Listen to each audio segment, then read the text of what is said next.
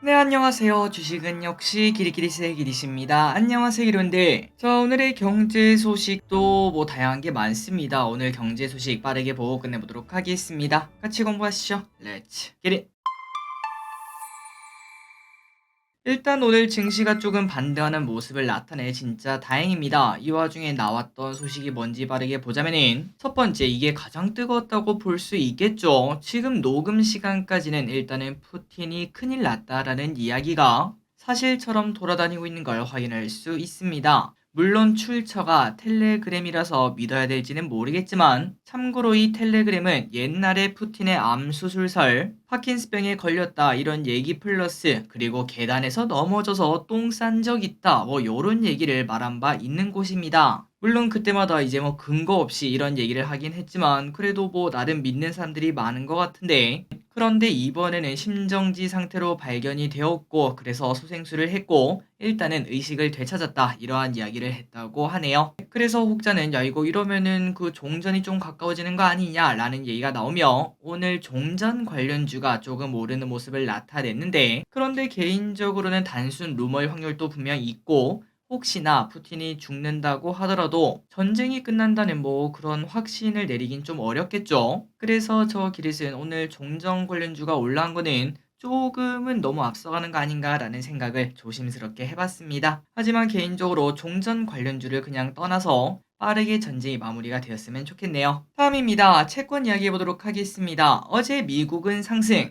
그 상승의 중심에는 에크먼이 있었다고 합니다. 도대체 이 사람이 누군가 봤더니 리틀 버핏이라고 불리는 에크먼이라는 사람인데요. 그런데 이 사람이 지금까지 국채를 숏을 치고 있었는데, 그런데 이제 숏커버에 나섰다는 소식이 나왔습니다. 그러니까 풀어서 말씀드리자면, 최근 들어 국채금리가 막 계속 올라가는 흐름 나타내지 않았겠습니까? 그런데 그 에크먼은 국채금리가 올라가는데 베팅을 하고 있었고, 그런데 어제 바로 나는 이제 더 이상 국채 숏을 치지 않겠다, 더 이상 올라가는데 베팅하지 않겠다, 이렇게 밝히는 걸 확인할 수 있었다고 하네요. 그리고 이 이야기가 나오자 어제 국채는 빠르게 급락하는 모습을 나타냈습니다. 5.0을 돌파했던 10년물 금리가 빠르게 하락해 4.8대까지 떨어지는 걸 확인할 수 있었는데, 그러자 당연히 증시는 어떻게 됐을까요? 맞습니다. 딱 이렇게 올라가는 걸 확인할 수 있죠. 그래서 혹자는 야, 에크먼이 증시를 살렸다 이런 얘기를 하긴 했는데, 사실 에크먼이 국채 숏을 청산한 이유가 조금 중요할 것 같습니다. 그 이유가 뭔가 봤더니 바로 경기 침체 우려 때문에 4분기에는 경기 침체가 올 것 같다, 그래서 국채가 더 오르기 힘들 것 같다 이런 얘기를 했다고 하니까, 사실 어제 반등이 이게 계속 이어질까라는 얘기는 해볼 수 있겠죠. 다만 여기서 우리가 매번 확인했던 그 소식, 내일부터 시작하는 미국 빅테크의 실적 발표, 요 친구들만 잘 나와준다면 게임의 흐름은 바뀔 수 있을 것 같습니다.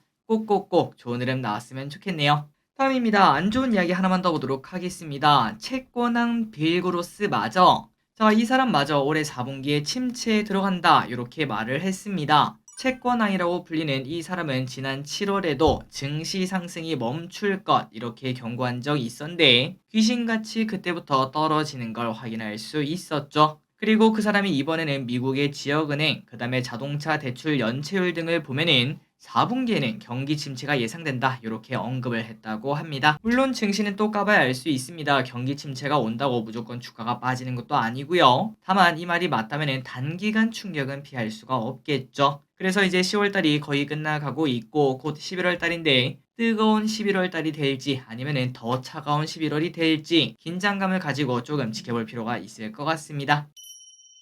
다음입니다. 반대 매매가 사상 최대치. 자, 반대 매매 규모가 사상 최대치라는 이야기 보셨을 거라고 생각합니다. 3일 동안 무려 1.3조 원이 넘는 반대 매매가 터졌다고 하며, 보통 이러한 반대 매매가 터지면은 연속적으로 터지는 모습을 보여주기 때문에 걱정이 많은데, 하지만 여러분들 아마도 경험 있으실 거라고 생각합니다. 반대 매매가 나왔다 이런 뉴스가 나올 때 대부분은 그 근처가 저점이기 때문에 오히려 지금은 이제 오케이 이제 바닥이 다 왔구나 라고 기대하시는 분들도 계실 것 같네요. 그리고 마침 오늘 증시가 V자 반등 해냈죠. 저 길이 또 일단 단기 반등까지는 가능하다라고 생각을 하고 있습니다. 하지만 미국의 빅테크 실적, 다음 주 FMC 여기까지는 확인을 해봐야 더 안정감이 있는 선택을 해볼 수 있겠죠. 조금만 더 보수적으로 지켜보도록 하겠습니다. 다음입니다. 이 와중에 비트코인이 너무 뜨겁다고 합니다. 비트코인이 드디어 4,500만 원을 돌파했고 무려 1.5년 만에, 그러니까 1년 6개월 만에 돌파라는 소식이 나왔죠. 그리고 왼쪽에 보다시피 어제 갑자기 11%나 급등하는, 그러니까 어제 샀더라도 4천만 원인데 그런데 지금 4,500만 원이 되는 걸 확인할 수 있습니다. 그렇다면 이렇게 비트코인이 상승한 이유가 뭘까요? 바로 현물 ETF 상장 기대감이라고 하는데, 아니 길이 이때까지 나왔던 소식 아냐 라고도 저도 생각했지만, 그런데 지금까지와 다른 건 블랙록이 제출한 ETF 신청서에서 이때까지는 상품 식별 코드, 그러니까 우리가 보통 티커라고 말하는 그거겠죠. 크게 발견할 수 없었는데, 그런데 이번에는 IBTC 이게 발견되면서 거의 뭐 확정된 거 아니냐 요런 얘기가 나오면서 비트코인이 급등하는 걸 확인할 수 있었다고 합니다. 그래서 오늘 우리나라에서는 코인 관련주가 또 상승하는 모습을 나타냈는데, 과연 오늘 4,500, 내일은 얼마일지, 그리고 다음 주는 얼마일지 여러분들도 한번 생각해 보시면 좋을 것 같네요. 그리고 또 저기리스는 이제 이런 소식을 볼 때마다 그때 라고 할 때 살 걸 라는 생각을 또 해봅니다. 다음입니다. 엔비디아 이야기 해보도록 할게요. 어제 엔비디아는 상승하고 그 반면 인텔은 하락하는 일이 있었습니다. 그리고 그 중심에는 한 소식이 있었기 때문에 한 명은 오르고 한 명은 떨어진 게 우연이 아니라고 하는데요. 그렇다면 도대체 뭔 이야기가 있었나 봤더니 바로 엔비디아가 ARM 기반의 PC용 반도체를 설계하고 있다 이런 이야기를 했다고 합니다. 그리고 이 반도체는 인텔이 지배하고 있는 CPU에 대한 도전으로 해석이 된다고 하며, 게다가 이 와중에 엔비디아뿐만 아니라 AMD 또한 ARM 기술로 PC용 반도체를 만든다는 소식이 동시에 나왔다고 하네요.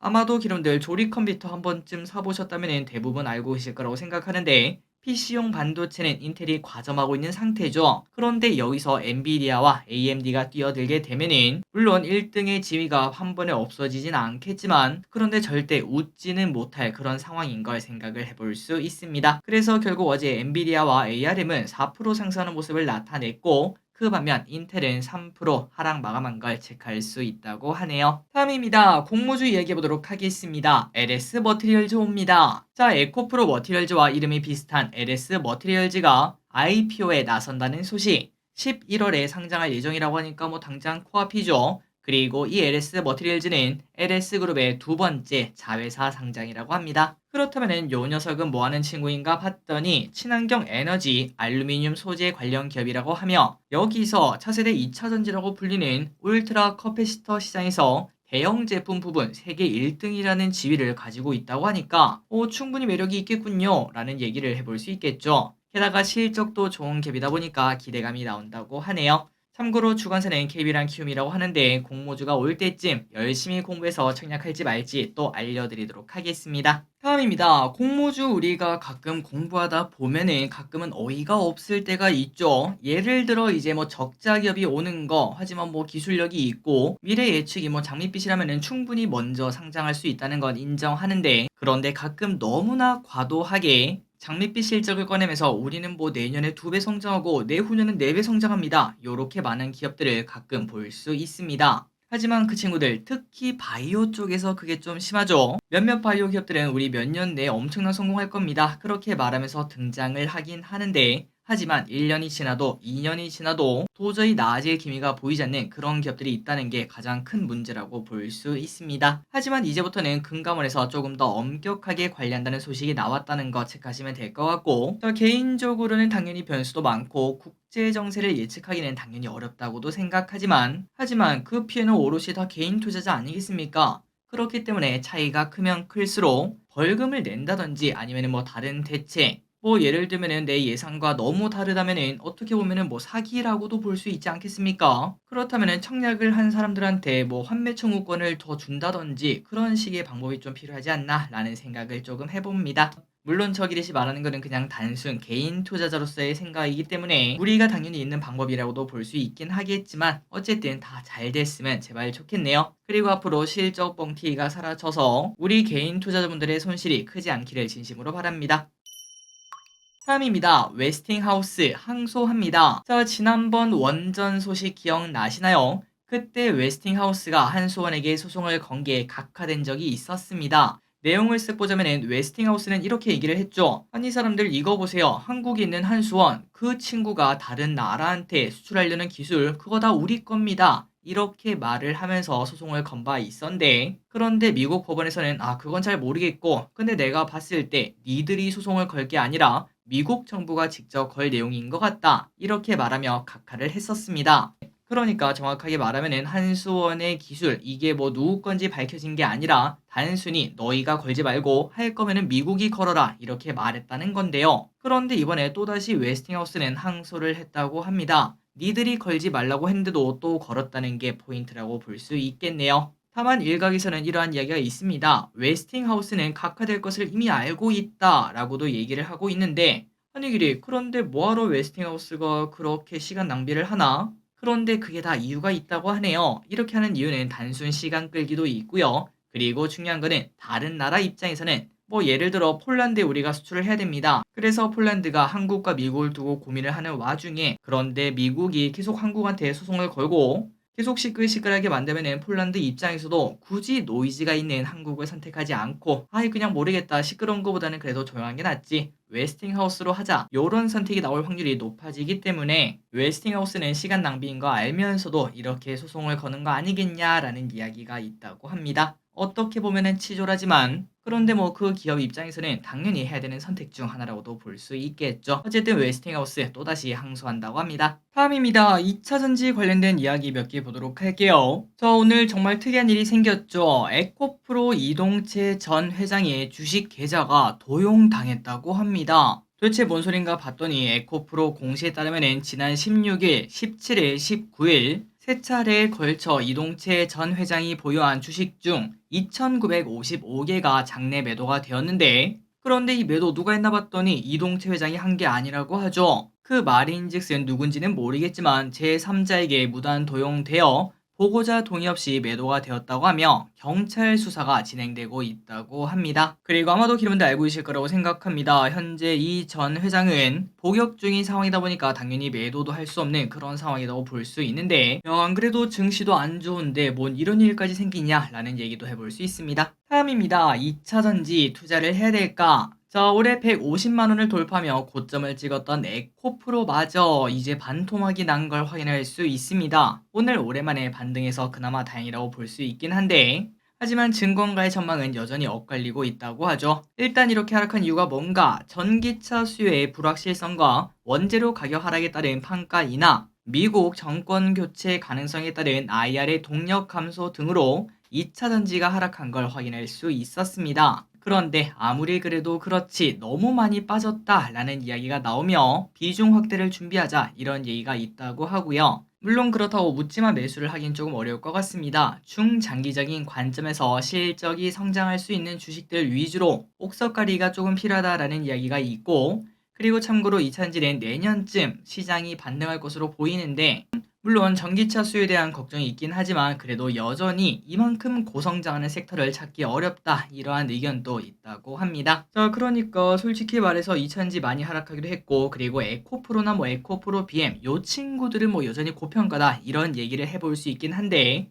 하지만 예전부터 이미 떨어지고 있었던 친구들, 그 친구들은 진짜 저평가 영역에 돌입하는 걸 확인할 수 있죠. 오히려 나중에는 그런 친구들이 다른 2차전지 기업들보다 수익률이 더 좋은 그럴 가능성도 있기 때문에 단순히 2차전지 하면 에코프로 이러한 공식을 깨부수고 많이 하락한 2차전지 중 어떤 기업이 좋은지 그런 것들을 찾아볼 필요도 있을 것 같습니다. 다음입니다. 그 중에 하나가 LNF가 될 수 있을까요? 한번 보도록 할게요. LNF 20조 규모 계약 체결. LNF가 유럽 배터리사와 20조 규모의 양극재 공급 계약을 체결을 했다고 합니다. 이는 이때까지 LNF가 수주한 계약 중 최대 규모라고 하는데요. 현재 계약을 위한 조건 협의를 마친 단계로 연내에 마무리할 것으로 보인다고 합니다. 그래서 만약에 LNF가 계약을 체결하면은 최종적으로 폭스바겐이랑 BMW에 납품하게 될 것으로 보인다고 하며 이번 계약 체결로 LNF는 장기 성장을 위한 발판을 마련했다라는 평가를 받는다고 하네요. 하지만 증권가에서는 그렇게 좋게만은 보지 않는다고 합니다. 삼성증권은 3분기 실적이 그러니까 당장 코앞의 실적이 좋지 않을 것이라며 목표 주가를 하향 조정했습니다. 그렇다면 실적을 어떻게 예상하나 봤더니 조금 많이 끔찍하네요. 3분기 영업이익이 약 106억으로 예상되며 이는 시장 전망치를 66%나 밑도는 수준이라고 합니다. 어닝 쇼크라는 소리겠죠. 물론 이러한 실적도 작년 동기 대비 250%나 증가한 수준이긴 한데 하지만 워낙 우리의 눈높이가 높다 보니까 쇼크가 나오는 걸 체크할 수 있습니다. 그래서 삼성증권의 목표 주가 35만원에서 24만원으로 하향 조정을 했다고 합니다. 참고로 지금 LNF 지금 주가가 15만원 조금 넘는 상황이죠. 그래도 24만원까지는 많이 남긴 했는데 과연 반등이 가능할지 조금 지켜볼 필요가 있겠네요.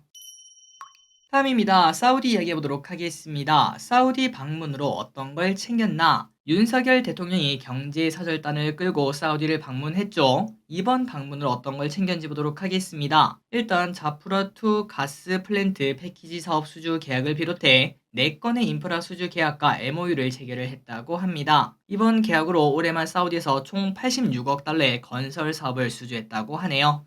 그 외에도 네옴시티 건설을 위한 모듈러 건축, 건설 자동화 합작 법인 설립 등 MOU도 체결했으며 이번 순방을 계기로 양국 간 맺어진 민간 경제 분야 투자 규모는 총 156억 달러에 달한다고 하니까 충분히 의미가 있다라는 이야기를 해볼 수 있고 왼쪽에 보다시피 사우디 관련주 상한가 가는 모습을 확인할 수 있습니다. 그리고 이 와중에 네이버가 사우디 덕분에 상승하는 모습을 나타냈습니다. 네이버가 사우디와 1억 달러 규모 플랫폼 수주 계약을 체결했다고 하며 사우디의 주요 5개 도시에 네이버의 디지털 플랫폼 운영 기술과 노하우가 접목될 예정이라고 합니다. 이번 계약은 디지털 트윈 플랫폼 구축의 핵심이라고 하며 디지털 트윈을 통해 가상 환경을 테스트하고 자본 건설에 활용한다고 하네요.